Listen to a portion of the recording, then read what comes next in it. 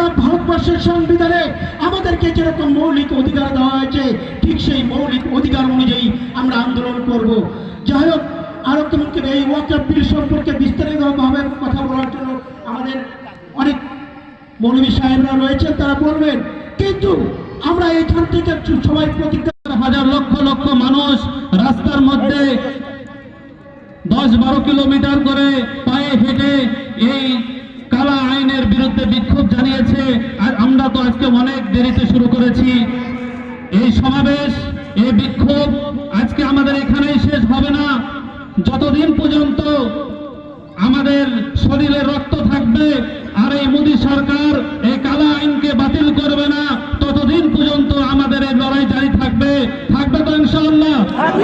আমাদেরকে যেখানেই যেভাবে ডাক দেওয়া হবে আমরা সেখানেই চলে যাব, এটা আমাদের ইমানি দায়িত্ব।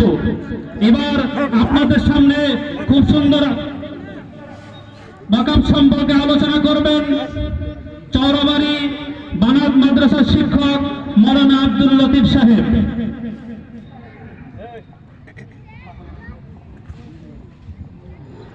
نحمده ونصلي على رسوله الكريم أما بعد فأعوذ بالله من الشيطان الرجيم بسم الله الرحمن الرحيم واعتصموا بحبل الله جميعا ولا تفرقوا وقال النبي صلى الله عليه وسلم أفضل الجهاد كلمة السلام। সর্বপ্রথম আমি শ্রদ্ধা ও সম্মান জানাই আমাদের মঞ্চভূষ্ট ওলামায়ে কিরাম এবং সামনে উপস্থিত শ্রোতা মন্ডলীগণ, তার সঙ্গে আমার প্রশাসন ভাইয়েরা।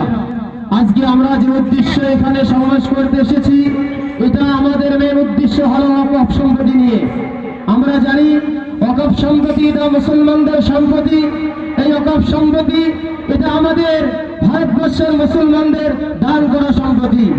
আমাদের সকলেই জেনে রাখা দরকার, সারা পৃথিবীর জমিনে যত দেশ রয়েছে তার মধ্য থেকে সবথেকে বেশি ওয়াকফ সম্পত্তি ভারতবর্ষের জমিনে রয়েছে। এটা আমাদের জেনে রাখা দরকার, সারা ভারতবর্ষের যত রাজ্য রয়েছে তার মধ্য থেকে সবথেকে বেশি ওয়াকফ সম্পত্তি উত্তরপ্রদেশে রয়েছে, দ্বিতীয় নম্বরে পশ্চিমবঙ্গের জমিনের মধ্যে রয়েছে। সারা ভারতবর্ষে 2025-এর সার্ভে অনুযায়ী 9,40,000 একর জমি ভারতবর্ষের সম্পত্তি ওয়াকফ সম্পত্তি রয়েছে। তার মধ্যে আমাদের পশ্চিমবঙ্গে 8,000-এর থেকেও বেশি ওয়াকফ সম্পত্তি আমার পশ্চিমবঙ্গের মধ্যে রয়েছে, যার মাসিক ইনকাম যেটা আমরা সুমার